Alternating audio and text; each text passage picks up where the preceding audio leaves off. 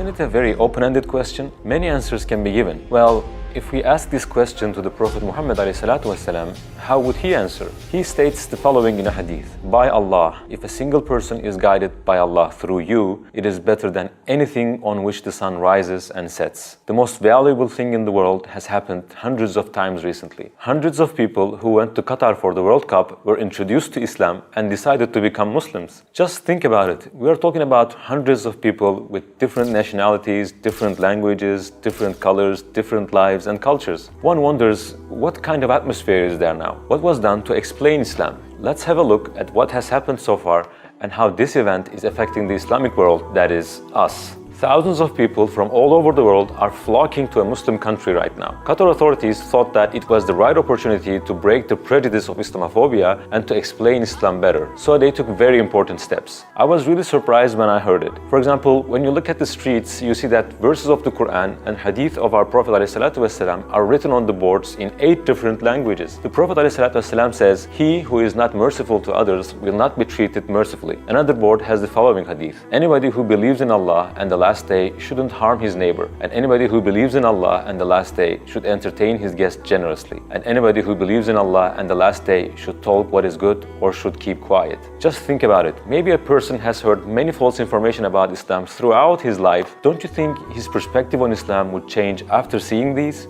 What else? For example, this photo. Suppose that you came here as well and you're about to sit in your seat in the stand with excitement just before the start of the match, and you see these bags on your seat. They have put pamphlets explaining Islam, the Quran, in 8 different languages, and they are put on every seat in this stand. Don't you think it's a great step to spark an interest in people? Imagine how beneficial it could be. For example, what you see now is a QR code. I don't know if it will open if you scan it from the screen with your phone now, but they are found on the streets and at the entrances of mosques. Someone who knows very little about Islam or someone who knows wrong things about our religion can access content that gives information about Islam in more than 30 languages by scanning this QR code. But suppose that a person didn't want to scan it, or he had special questions he wanted to ask. They solved it like this. 2,000 men and women who speak many languages and who are trained in this field were assigned for this. Anyone who wants can talk to them and ask their questions. In other words, they are working very hard to save the eternal life of the people who went there by enabling them to get to know about Islam more closely and away from prejudices. I have a friend who went to Qatar to give dawah, and he's among these 2,000 people. He says that mosques are packed with tourists, and while they are visiting the mosques, they are being informed about Islam. In some dawah spots, there are VR sets that show the tourists how life was at the time of the Prophet ﷺ. Of course, since a big organization such as the World Cup is in question, the things that are happening there are discussed and broadcast in many different places. You must have seen this image. Morgan Freeman's dialogue with the young man reading the Quran at the opening ceremony of the World Cup was talked about a lot. Scenes to be remembered in the world history took place, and as we said at the beginning, hundreds of people accepted Islam. Hundreds of people who were able to realize the purpose of life and find the truth.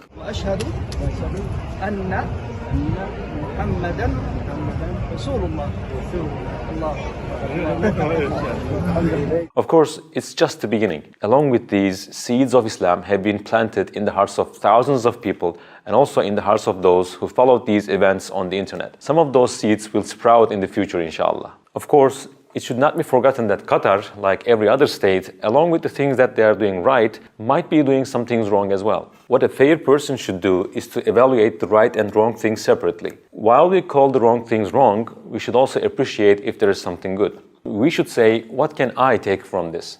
There's a well-known saying, history repeats itself. That is, it's not the first time in history that some people get to know Islam well and they become Muslims in multitudes because of it.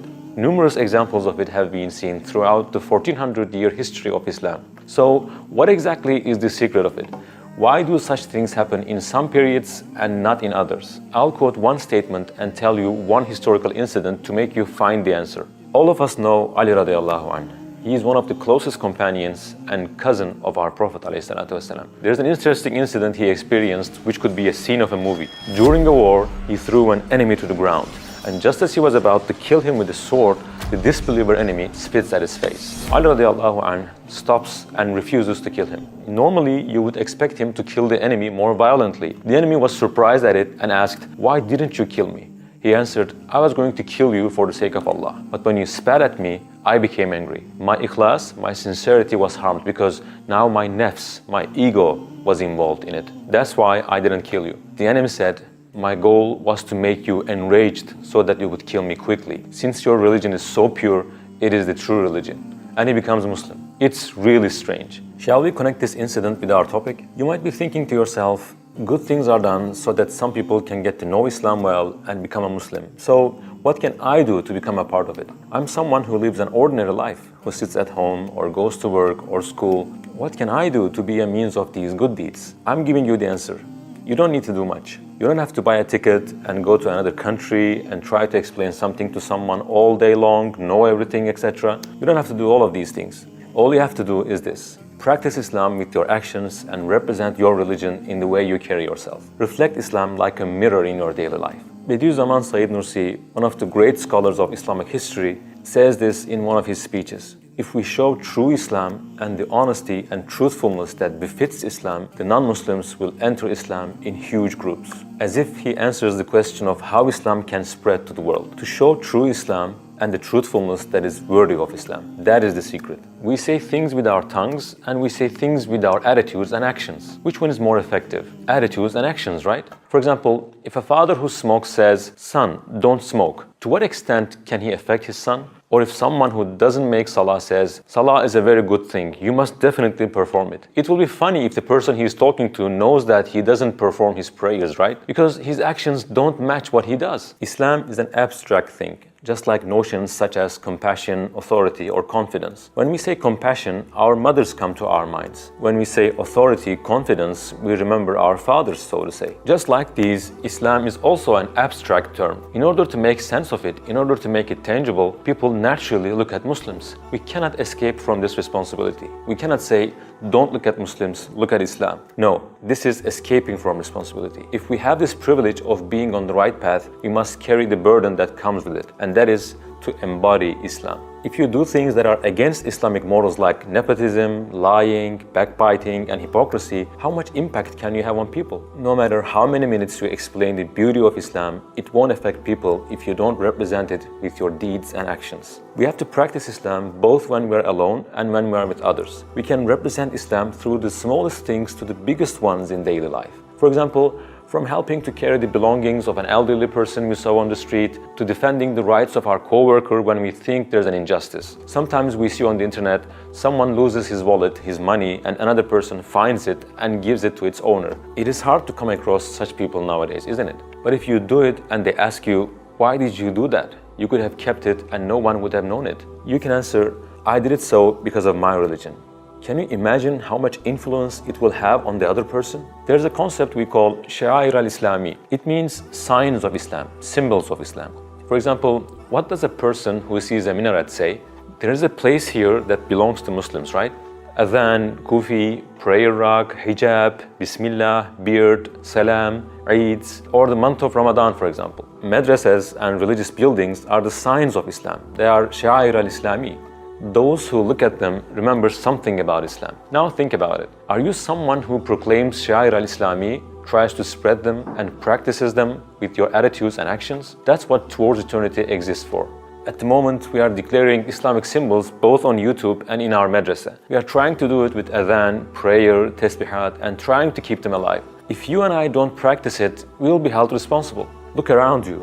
Haram things spread easily on social media, on the internet, everywhere. The streets are full of crimes, foul words, and immorality. People easily lie to one another, gossip and slander. Tendency to fraud, theft, bribe, consume riba is increasing. Whatever Allah forbids is encouraged. In that case, shouldn't we keep our religion alive and spread Islamic symbols to a greater extent? Finally, I want to quote a hadith. Our Prophet ﷺ says, "The best of you are those believers who remind people of Allah Azza wa Jal when they are seen."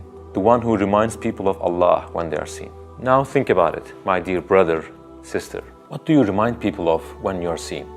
Do you remind people of Allah subhanahu wa ta'ala and His Messenger ﷺ, or the things that are just the opposite?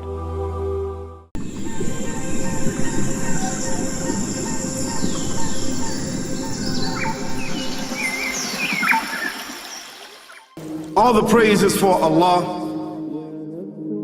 who is the author of all existence and the most generous to his creation, while he is also the all-compelling.